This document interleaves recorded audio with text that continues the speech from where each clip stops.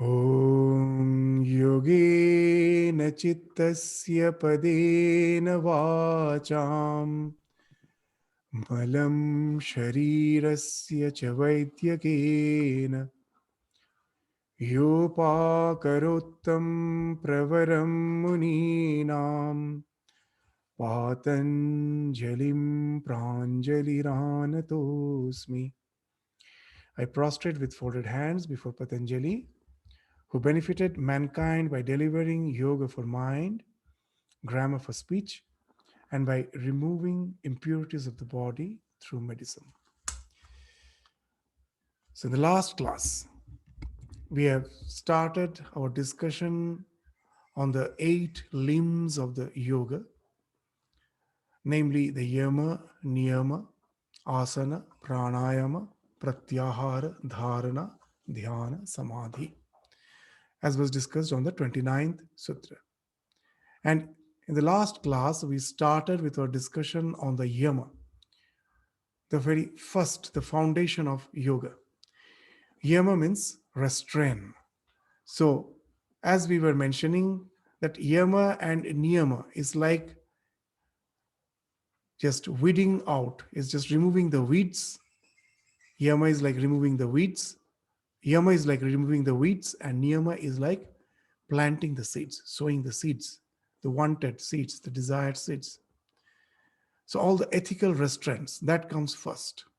That to a certain extent, spiritual journey starts with the restraints. I have to restrain myself from the old ways of living. And those yama and niyama constitutes 10 practices, 5 yama and the 5 niyama. And we have already studied in the 30th sutra, the 5 yamas has been indicated. What are those 5 yamas? The 5 restraints: ahimsa, satya, asteya, brahmacharya, aparigraha, and yama. These are the yama: ahimsa, satya, asteya, brahmacharya, and aparigraha. So ahimsa means non-injury, non-violence. Satya is truthfulness. Asteya, non-stealing. Brahmacharya, continence. And aparigraha means non-receiving of gifts. So these are the 5 practices. And in the last class, we already discussed the ahimsa and satya. And while discussing, we indicated that non-violence or non-injury should not be restricted just to the physical level by thinking that I just take vegetarian food or vegan food, so I practice ahimsa. That's what the general notion is. Of course, that's one of the primary practice of ahimsa. But that's the secondary details. The primary thing is to not have any sense of vengeance, to have any sense of revenge, hatred towards others. So if just physically I'm relinquishing violence, but I'm not relinquishing hatred, hostility, anger, and other such negative emotions, so then we might not be physically violent or verbally abusing others. Means in kaya and vak. In this, I am practicing non-violence. But the third thing, the mind, this practice of non-violence should be kaya, vaka, and mana. All the 3. Through my physic, I shouldn't hurt others. Through my words, I shouldn't hurt others. I shouldn't abuse others. And even my mind, through my mind, that others may not find any expression, but inside I may be grumbling. Inside I may be full of enmity. So that way, we are not practicing ahimsa. So if we are harboring enmity or feeling of hatred or jealousy towards our neighbor, our co-worker, or even towards the government, that's what happens. We find that throughout the world. Then in this, why we are saying government, that we are all aware of the fact that what is happening in the present world, that sometimes we forget the heritage which we are having and the way we behave against the country, against the government. That also speaks of himsa. So ahimsa in true sense is to constantly watch the mind and without such negative emotions at its nip, thereby not allowing them to breed in the fertile soil of our mind. So that's what is real ahimsa is. Satya, truthfulness. It's not merely speaking the truth. It should be spoken in such a way that it doesn't hurt others. As has been told in Sanskrit, Satyam Bruyat, Priyam Bruyat. So know it for certain that if the truth is not pleasant, it is not the truth. Suppose while reprimanding a child for doing something silly, and I just tell the child that you are stupid. It's a harsh word. And by telling such harsh words, I'm not speaking the truth. Because that child most probably has done some silly act, but that doesn't define his or her character.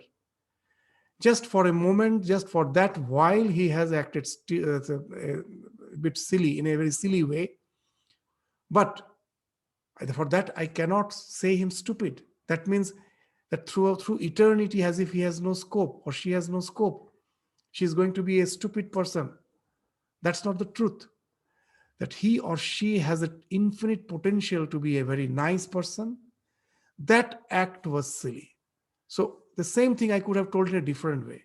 I have never expected it from you. I have such a high opinion about you. So the same thing, when you tell it in a different way, that becomes pleasant and that becomes the real truth. You acknowledge the inherent potentiality to become divine. Each and every being has the potentiality to become the divine, to become perfect. So that I am not denying. But just if I say that you are a thief, no one is going to be thief through eternity. It's just something which defines his present character, but he can overcome it. He or she can overcome it. So that way, the way we speak, that actually speaks of whether we are speaking the real truth or not. So unpleasant truth is never the truth. So if we treat a person as he or she is, he or she remains as he or she is. And if we treat him in a way that he or she is supposed to be, that person transforms, overhauls his personality, and becomes what he or she is supposed to be. So that's the real way of practicing truthfulness. And from the subjective point of view, that I should never speak the untruth. Because why? As a yogi, the first condition is to calm down the mind.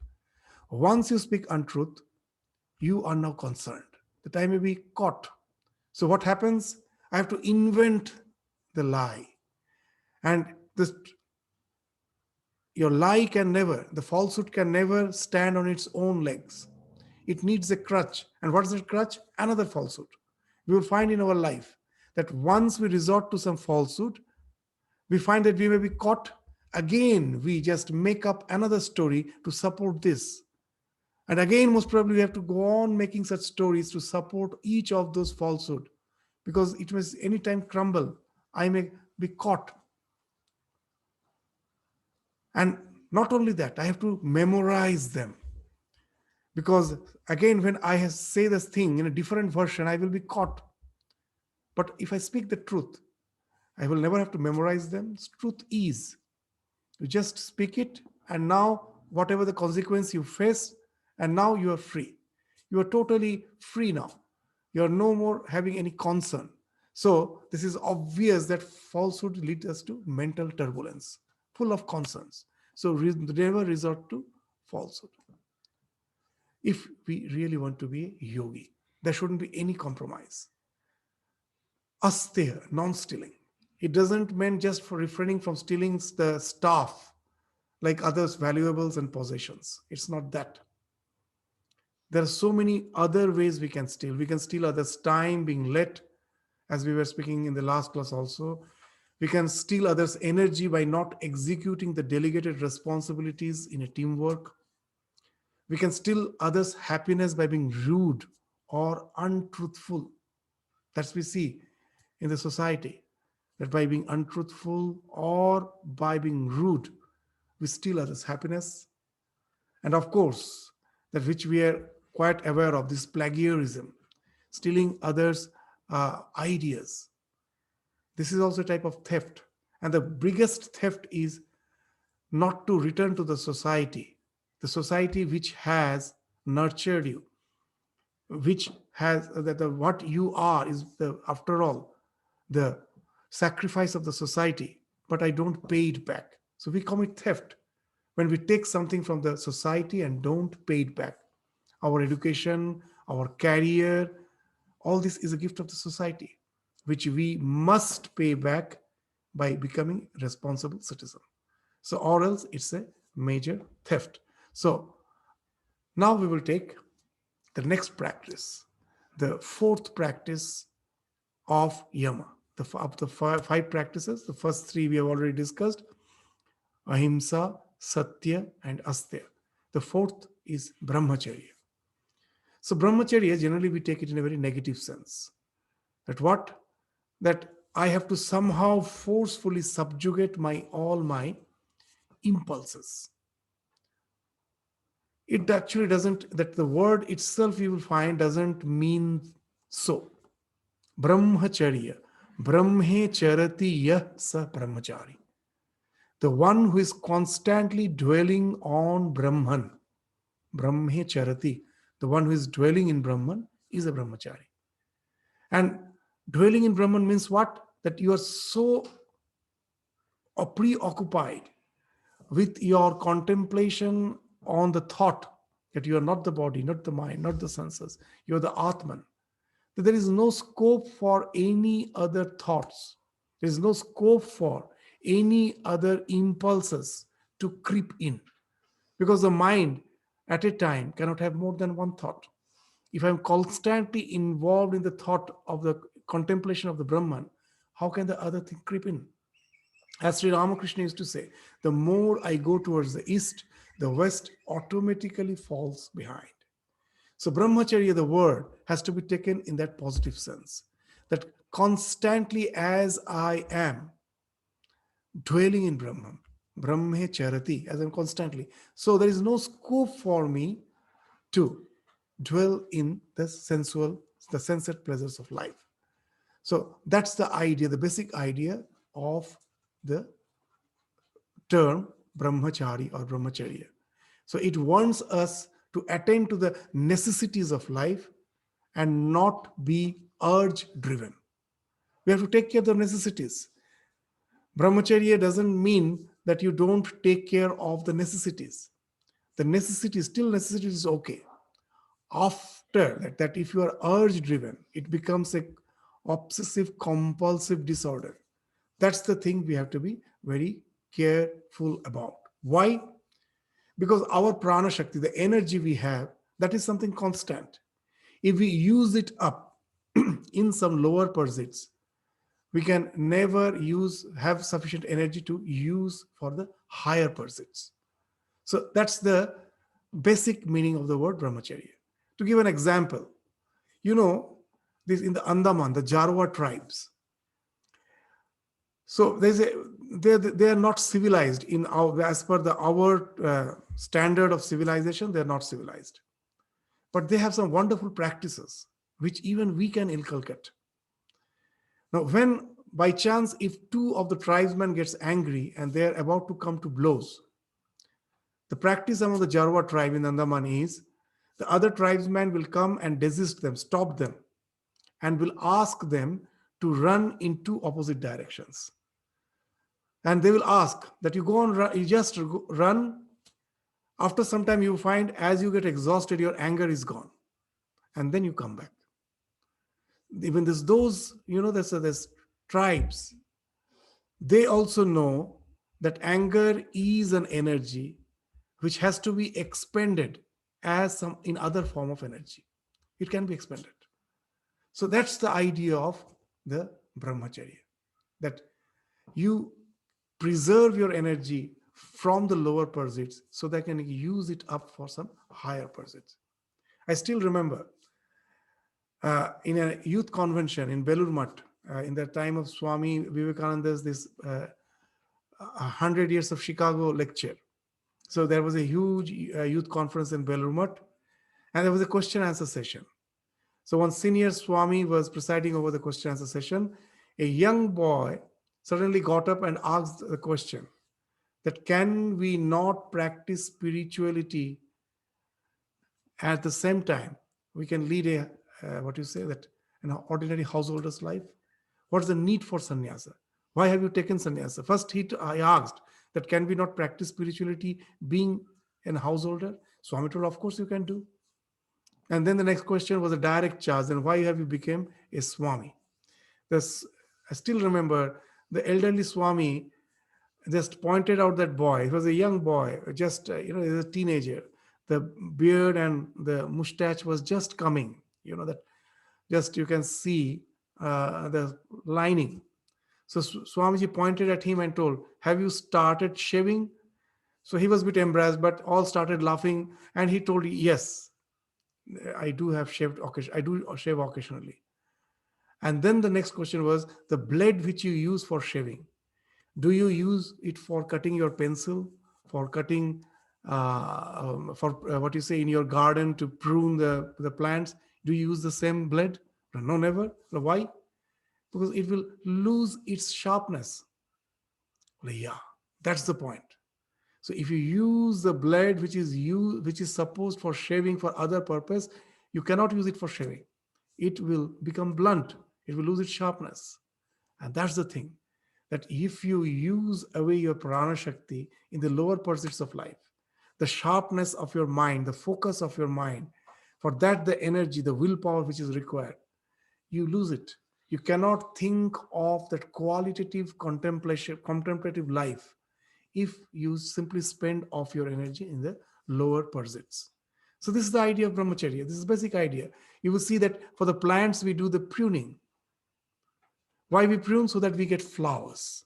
If the shoots are allowed to grow as the branches, as the leaves, then all the energy gets expended there. So you have to prune them for the thing which you desire so that you can get that, so that all the energy of the plant is now retained to get the flower or the fruit.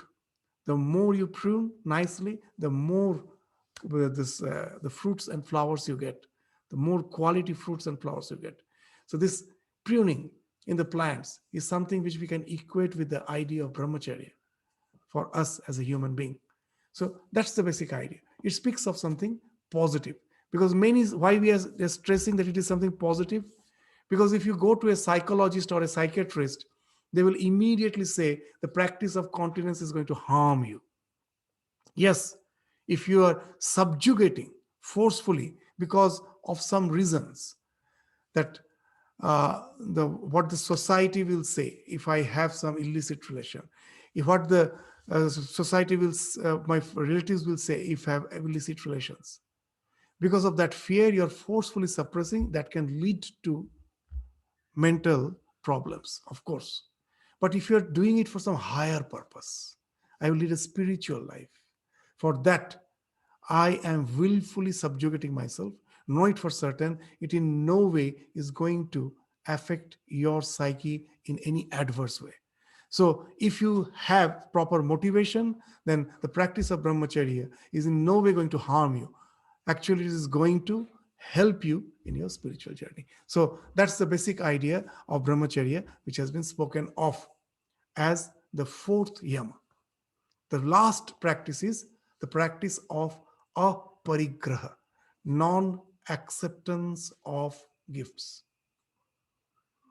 Now, if the question comes, why shouldn't I accept gifts? Some of my near and dear ones gives is offering me something lovingly. Should I not accept? We shouldn't accept. We shouldn't try to confuse the idea of aparigraha with all the gifts which our relatives are coming and giving lovingly. I of course accept them. It's not that. They say that when you accept gifts, the character traits of the giver somehow influences you. So it's not in our day-to-day life when within the family, it's okay. But just think that you are working in some corporate and where there are a lot of client services. You will find it is mentioned in the your job manifesto that don't accept gifts because your decisions will be biased. You will be affected by the gifts which you are accepting. So you cannot have any that non unbiased decision. And that's the major problem we find everywhere. That wherever there are the client services, we find that in the form of rishwats, that's somehow uh, to trying to give some gifts and trying to influence the person, that actually is not encouraged. So now you will understand that what aparigraha means in its true sense. So in spiritual life, it is very important. It is very important. By undiscriminately accepting gifts, we will find that sometimes what happens that we lose our freedom. There's a nice story in the Gospel of Ramakrishna that there were 12 brahmacharis in the king in Jaipur in the olden days, and through their austerity they became very powerful.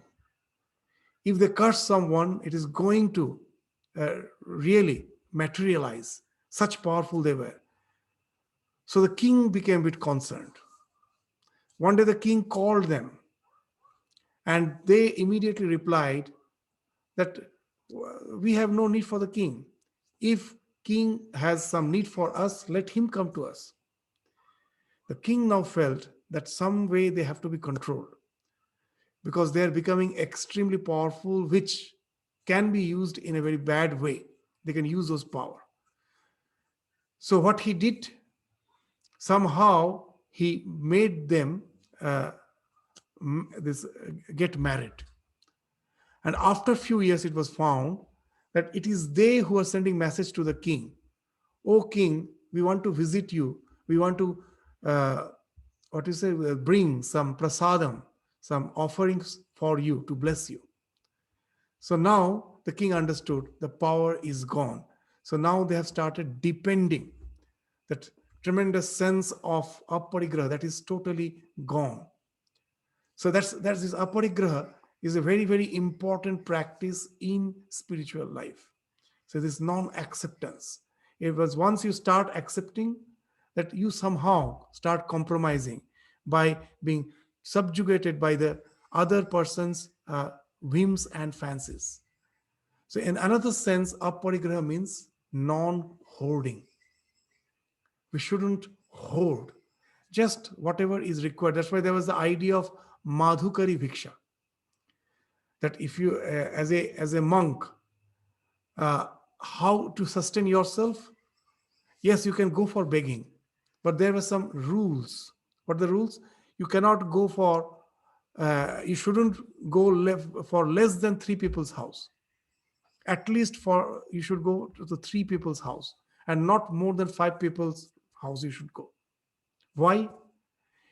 If you just go to one person's house and get the entire bhiksha, entire your food for one day, you are accepting a quite a big amount from a single person, and that single person may have a sense of expectation that he should bless me, that I have certain desires that should be fulfilled. All those things may come. So three houses, just take little. So if you take little, naturally it would that gift won't be tagged with the desires. So just you have to go at least three house and not more than five house, so that you don't hoard. Neither you go less than three house nor more than five house. After going to five houses, if you find you have not got sufficient, be satisfied. So that's how the aparigraha was practiced. Those who there are some monks who won't go out at all for bhiksha. That is called ajagara vritti. Just like that the python will be lying in its own place, and its prey will come to its mouth. Unknowingly, it will be because they very nicely they camouflage.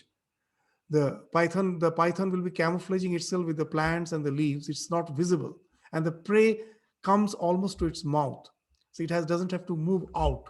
So that is called ajagara vritti. So there are some swamis who have highly evolved. They are so deep in contemplation, they don't go out for bhiksha.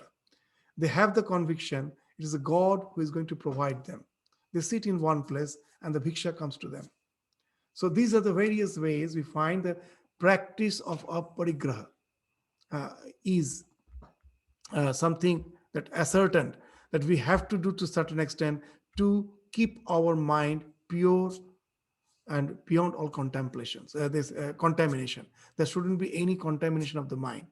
So that's how the aparigraha, the non-acceptance of gifts, finds its place as one of the practice of yama.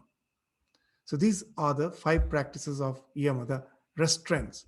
Now we will go to the 31st sutra to study the niyamas. Sorry, the 31st sutra actually speaks of how these five practices of yamas can become mahavratam. Vratam, you all know, vow. That I can take a vow that, okay, on Saturday and Tuesday, I will be a vegetarian. On Ekadashi, I will be vegetarian. Or for 1 month, where at the time of this, that Navaratri celebration for 9 days, I will be a vegetarian. So these are vrata. They are not mahavrata. If I practice all those yamas, the restraints, uninterruptedly or anavachinna, then it becomes mahavrata. So that has been spoken of in the 31st sutra. That if I really want to progress spiritually, then it has to be practiced uninterruptedly. Ete jati, desha, kala, samaya, anavachinna, sarva bhauma, mahavratam. So these, all the five practices which we have already spoken of, that is ahimsa, satya, asteya, brahmacharya, and aparigraha. These five practices is ete. When it is unbroken by the caste rules, that you may say, how can I practice? A fisherman will say, how can I practice non-violence? My profession is to catch fish. So then the answer is, if you want to be a yogi, these two cannot go together. You have to relinquish that you cannot say that as my jati, as per my jati, this is my work, so I have to continue. Well, you can continue, but don't say that I want to that progress spiritually with compromising with my profession. So that's why jati is mentioned. Iti jati, desha. Desha means that this I will practice ahimsa only during pilgrimage. Desha, at certain place when I am going. Okay, when I am in Kashi, when I am in Kankal, then I practice ahimsa, then I practice all this brahmacharya, aparigraha, not at other times. That way it's a vrata, but it cannot become a mahavrata. And unless it is a mahavrata, it cannot help us spiritually. So that's why desha, kala, anavichinna. There's desha, jati, kala. So that's only on Ekadashi. Kala means the time. That only on Ekadashi I practice this or ahimsa. That's the day I don't take any non-vegetarian food. That way, it won't do. It has to be mahavrata. That I don't take this. I practice ahimsa uninterruptedly at all the phases of time. That there can be this, then this samaya. At the time of war, I can be violent, not at other times. So here, that way, they are saying that if you're a yogi, you have to be apart from all the so-called jati, kala, samaya, all the restrictions which for ensues from that, you have to come out of it and practice uninterruptedly without any so-called interruption. That's what anavachinatam means. Then only the yoga practice can become effective. So after speaking it as a Mahavratam, then the 32nd Sutra speaks of the five niyamas. What are the five niyamas? Shaucha, Santosha, Tapa, Swadhyaya, and Ishvara Pranidhana. Shaucha, Santosha, Tapa, Swadhyaya, Ishvara Pranidhana. These five. The first is Shaucha. So what is Shaucha? Means cleanliness. Not only cleanliness, cleanliness and tidiness, both together is Shaucha. And this cleanliness is not only external cleanliness, it should be the cleanliness both of the body as well as of the mind. The mind has to be pure. So it's not only physical cleanliness. And this cleanliness should be followed with tidiness. That if I'm not tidy, if I don't keep the things properly, you will be wasting your time. So that's also a practice of Shaucha. Just to give an example, in the life of Sri Ramakrishna, we will find that one day in Dakshineshwar, a few uh, this young boys came. In Dakshineshwar, there was this garden. It's a There's a big garden. Apart from the temple, there's a huge garden, and so many used to come. Many used to come for this picnic. So one day, a group of boys came with with the intention to have picnic in the garden adjacent to the temple. Now they forgot. Now they have to cook food, dress vegetables, and they so realize that they have forgot to bring the knife for dressing the vegetables. So, in search of a knife, they came to Ramakrishna's quarters where he was staying, and seeing Ramakrishna, they never knew him, just took him to an ordinary person and asked for that knife. Sir, can you give me a knife? So he agreed. He told, wait. He brought one small knife and gave it to those young boys and told them, see, in the evening when you return, when you go back, don't forget to return this knife. So they took it hurriedly and told, okay, sir, okay. And they were running. They were just going to this picnic spot.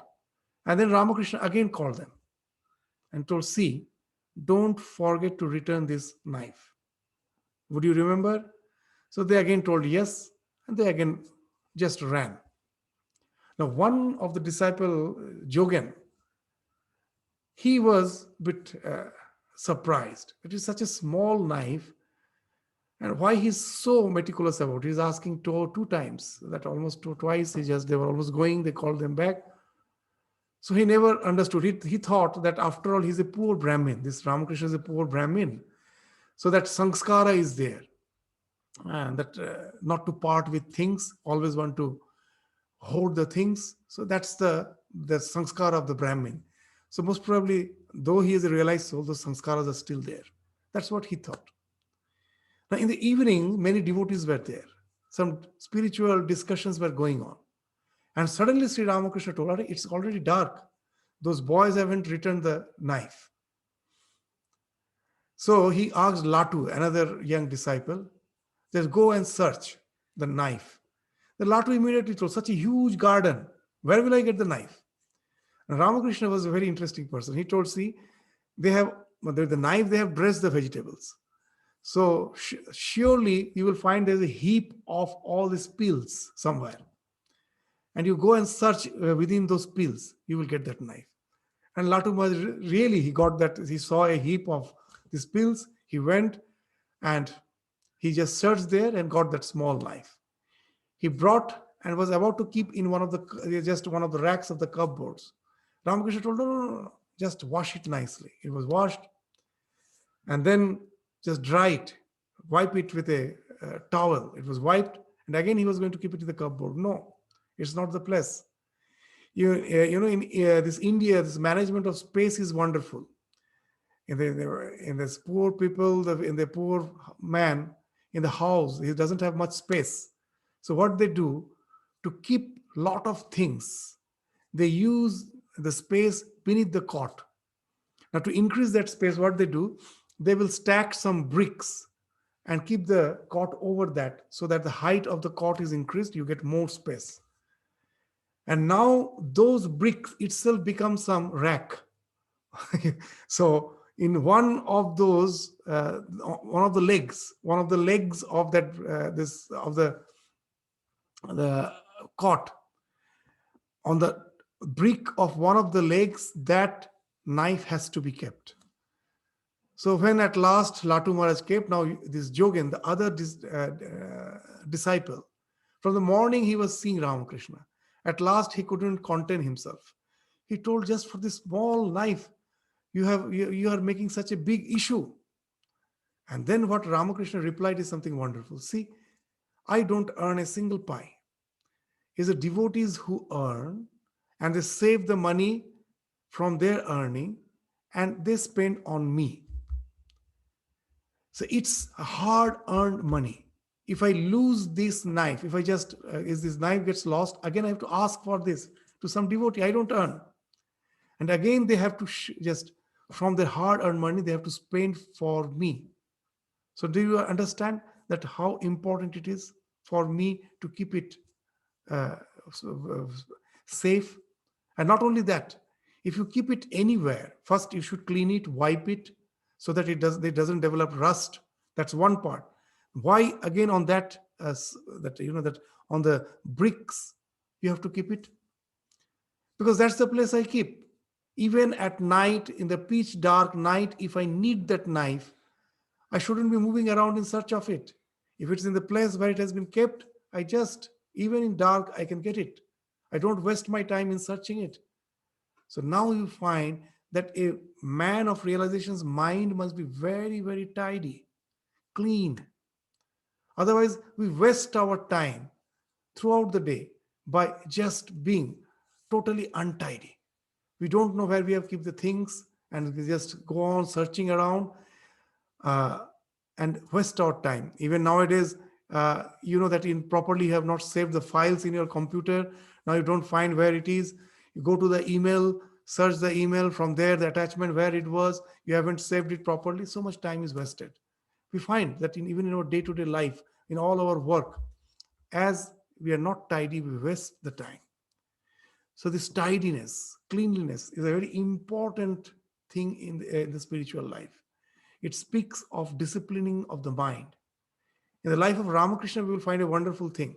When any newcomer is to come to Dakshineshwar and say Ramakrishna, that I just instruct me in the spiritual ways of living, Ramakrishna will make them sit in his room and go out and just observe how they have kept their shoes and the umbrella.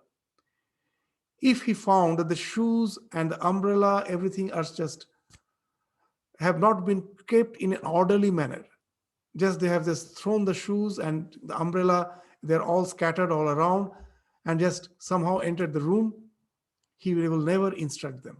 He will say, see, it is such a beautiful temple garden. Go to the garden, see the flowers, see the beautiful temple, this building, the images. Go around. He will never instruct them. He will never bluntly just say, let's go out. But that's how he used to divert them. Let's go and just have a look to the temple garden. He will never instruct, because just by the way they have kept the shoes, their umbrellas, he will find the state of their mind. If such is their mind, they're so untidy, how can they follow the instructions? They don't have that capability.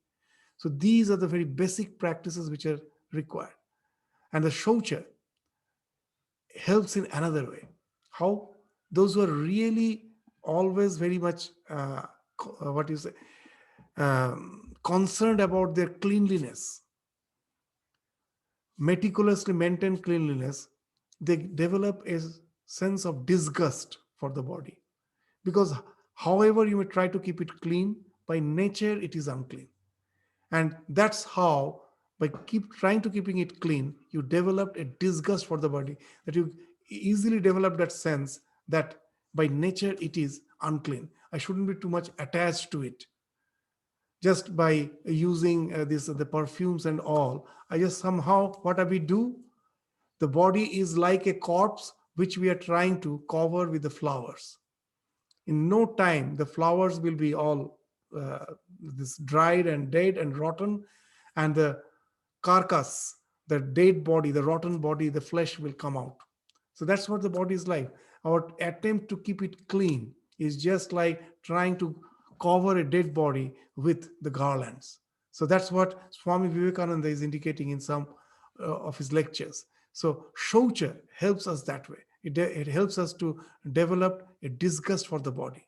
That after all, the body by nature is unclean. So when you try to keep it clean, this sense becomes predominant in your mind, and spiritually, this disgust for the body, apathy for this body, to a certain extent, indifference to the body is the very essential factor for our spiritual development. So through the practice of Shaucha, that develops. In the Vaishnava tradition, it is spoken of in a different way. That instead of saying disgust, we can uh, actually develop a positive emotion by trying to keep the body clean. How? By feeling that the Lord is enshrined in my heart. My body is a temple. The way we keep the temple clean. Why? Because the Lord is enshrined there. That's why we keep the temple clean. So that's the idea, a positive way of thinking, that the Lord is residing there. This is a shrine. My body is a shrine where Lord is there in the deep, in the core of my heart. That is the sanctum sanctorum. The Lord is there. So this body is a temple. So it should be kept clean. With the cleanliness, the idea of this body, which is enshrining the deity within, that becomes predominant in your mind. So that's why we will find when Nivedita came to this country, one remark, a wonderful remark she's making, that in the West, always I thought that taking shower has something to do with your this body, the cleanliness of the body.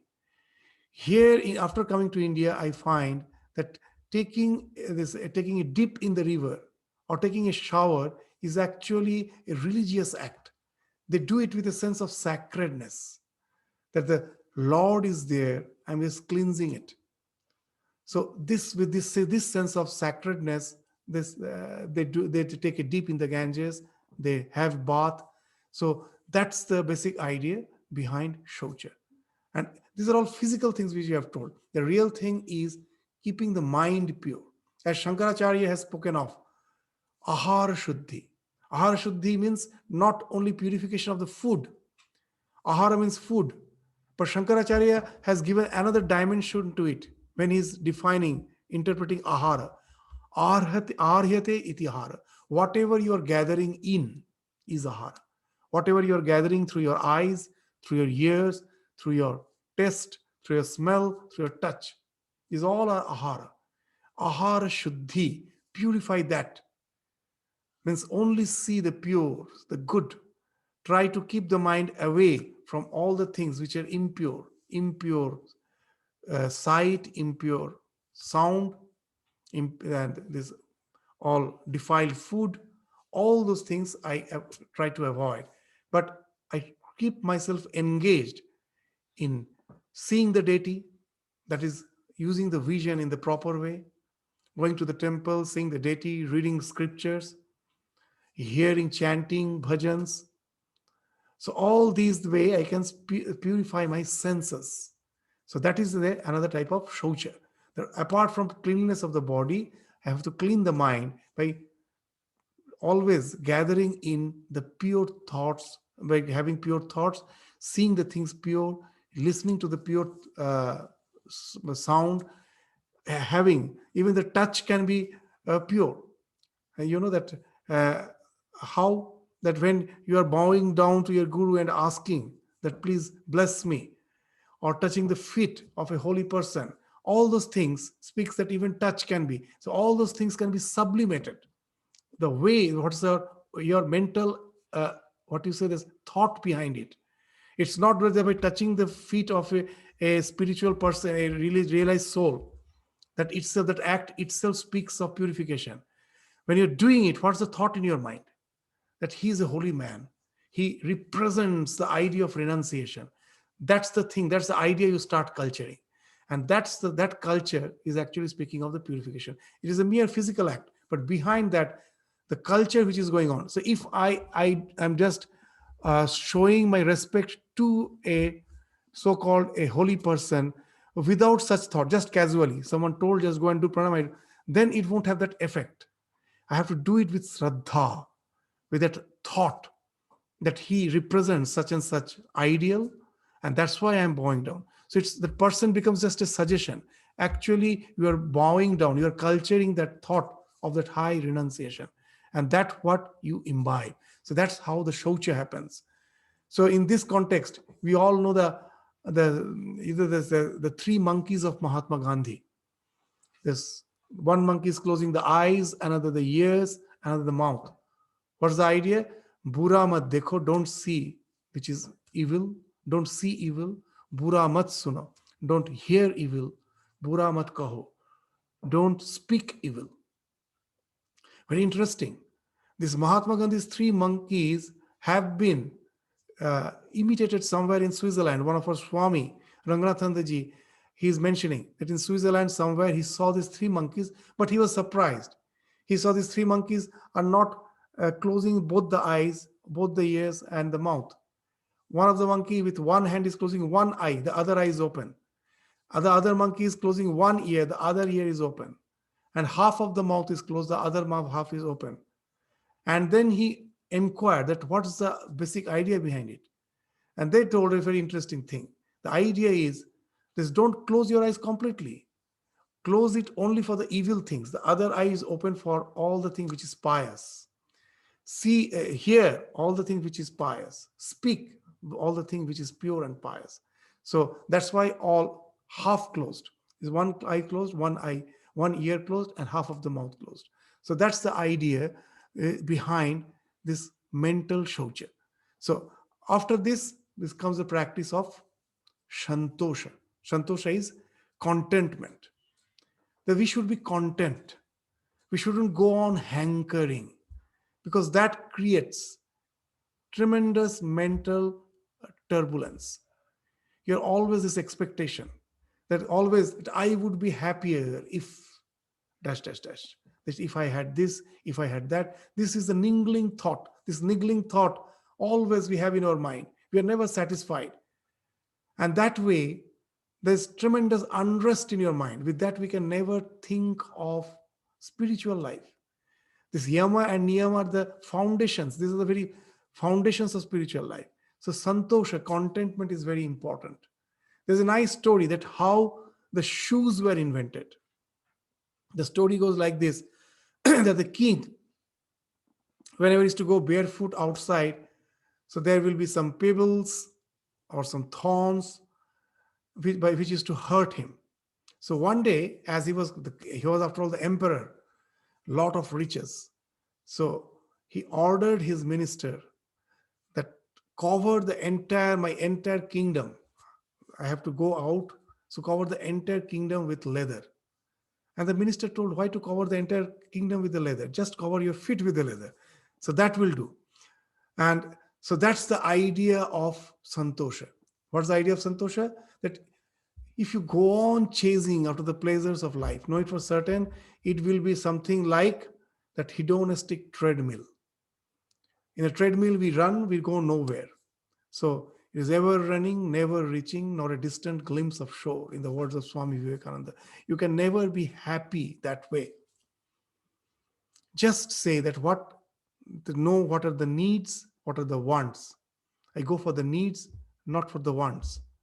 As Mahatma Gandhi used to say, the world has sufficient resource to meet our needs, but it doesn't have the resource to meet our wants. So know your needs, know your wants. The needs are the seeds and the wants are the weeds. So know the needs and try to restrain your life within those needs and don't go on hankering. That will simply disturb your mind. You can never think of the contemplative life without contentment.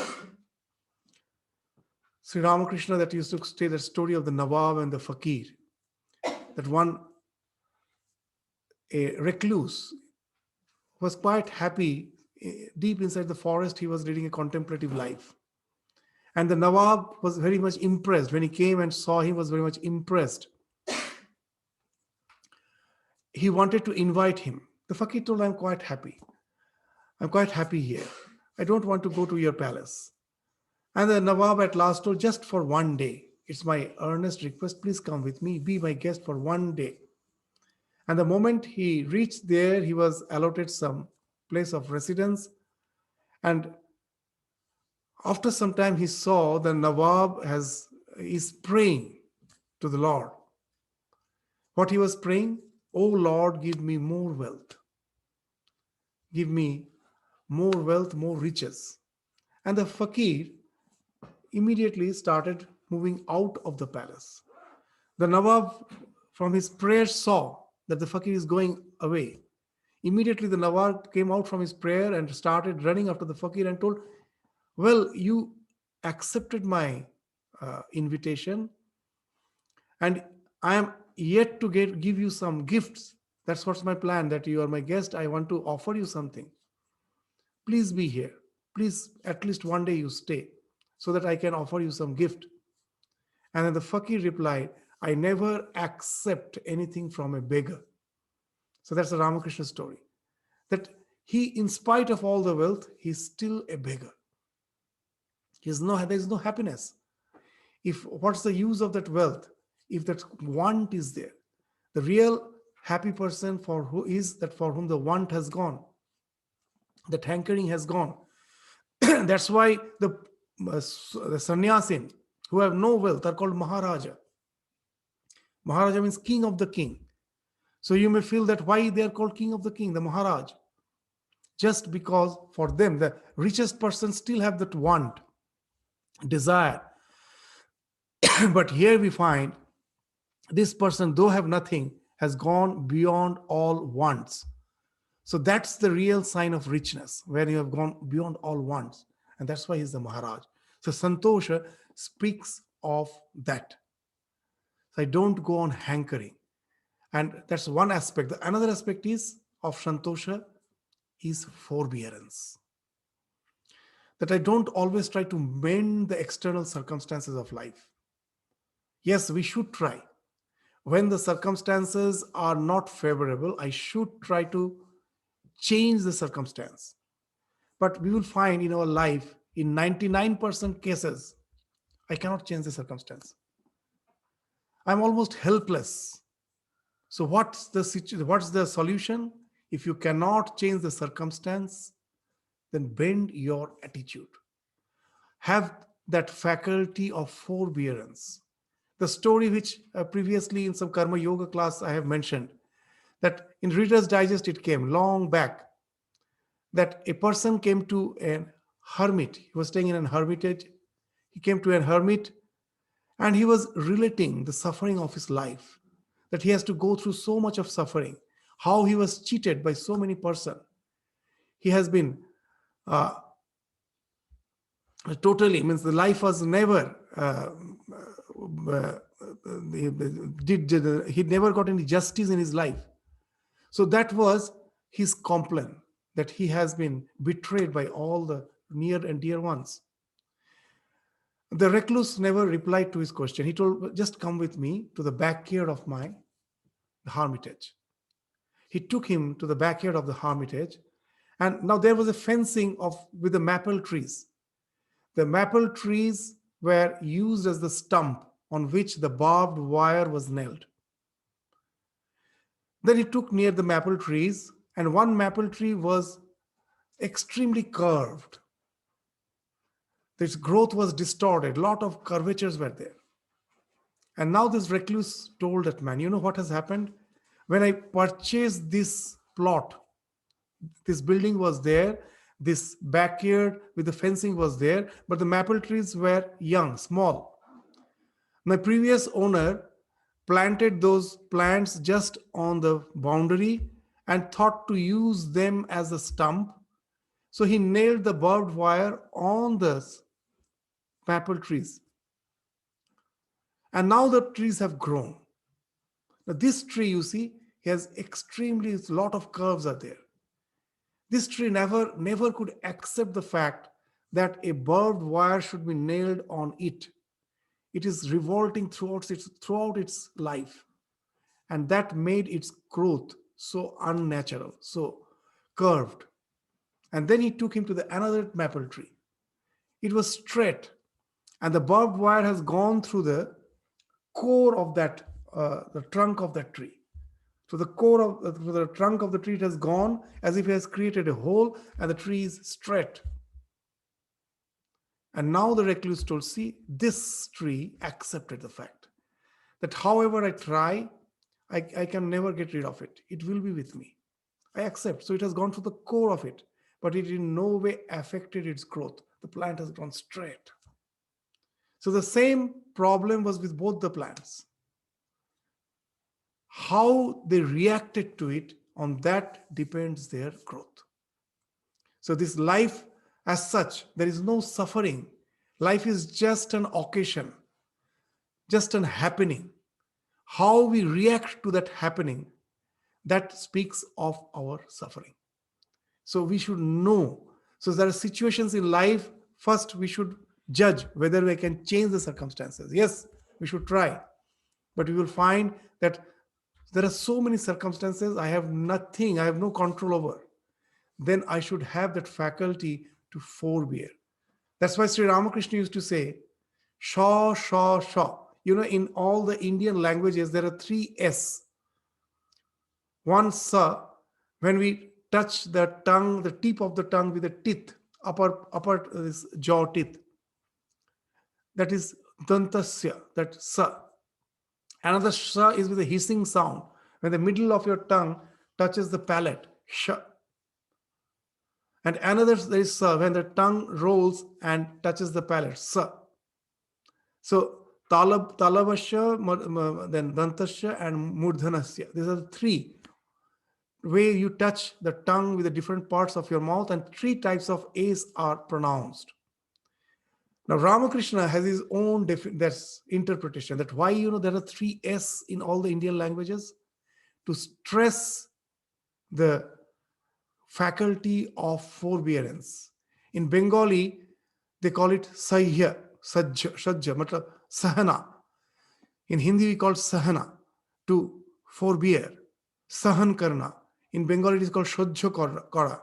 So Sahan, Shojjo, these all start with S. So Sri Ramakrishna has his own way of interpreting.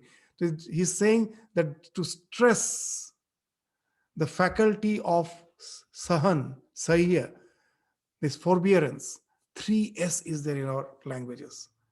So it is so important. Without that, we disintegrate. You will find in the entire society, the factor of disintegration is this lack of Shantosha. Somehow we are from by nature very reactive. In this society, they say the children have to be brought up in such a way that sometimes we go to the extreme, that we shouldn't in any way go against their will, and we start pampering them. And that pampering is what it results in, when they grow up as a child, whatever they wanted, immediately they got. And now they cannot bear if any no is told to them. Immediately there's a reaction, because that nature has never grown, that they have never developed that nature, that to have that patience and wait and just try to realize why the other person is saying no, to try to be empathetic and try to judge from the other person's standpoint. That faculty hasn't grown. We immediately react thinking that that's the only way I can solve the problem. I just say no, I don't want it. I just say no, come out of it. My problem is solved. But you also will agree, if you have already experienced the phases of your life to a certain extent, that it is just like jumping from the frying pan to the oven, nothing else. Most of the time, we make the situation still worse. In the frying pan, most probably you were getting charred, and to escape, you jumped and fell in the oven. That's what happens with us. Santosha. It's just to develop that faculty, to give others importance, to have empathetic. And that's why they say, for all these practices, ahimsa is the key. Whether it is santosha, whether it is shaucha, ahimsa is the key. You'll find at last it is that non-violence, that we sometimes react so harshly. We become violent towards other, and at last it affects me. I will find my life has become hell. I wanted that change for some solution, and that solution in no way has brought solution in my life the way I thought it will bring. It has made my life hell, and now I have no way out. I have been cornered. So that's the thing. And with such agitations in your mind, with such turbulence in your mind, how can you think of spirituality? Why these things are important? Nowadays you will find everywhere they say the solution to all problem is meditation. How can you meditate when you have not taken care of all these factors? You cannot jump to dhyana. Dhyana is the seventh rung of the eight rungs of yoga. The ladder, if you have to go up the ladder one by one, you have to step on the rungs. The seventh rung, almost the second last, is dhyana. And nowadays we find everyone is advertising dhyana is the solution. What have you done with the life? That all can be taken care of with the meditation. But in the Yoga Sutra, we find at the very basic, the speaking of Yama and Niyama. Without overhauling, cleansing our personality with these basic practices, I can never think of meditation. So that's the thing which has been spoken of as the Shantosha. The next practice, where these three practices are tapa, swadhyaya, ishvara pranidhana. As you will remember, when we started this chapter, these three practices were all tagged together as Kriya Yoga. The very first sutra of the second chapter is Kriya Yoga is Tapa, Swadhyaya, Ishvara Pranidhana, Kriya Yoga. So this thing has been again stated here as the three niyamas. In short, as we have already discussed it quite elaborately when we were discussing the Kriya Yoga. So we will again take up this, but we will discuss in short this Tapa, Swadhyaya, Ishvara Pranidhana in the next class. So with this, we conclude our class today. We meet again online in the next class. Thank you all. Namaskar. Pranam Swamiji. Namaskar. Pranam Swamiji. Namaskar.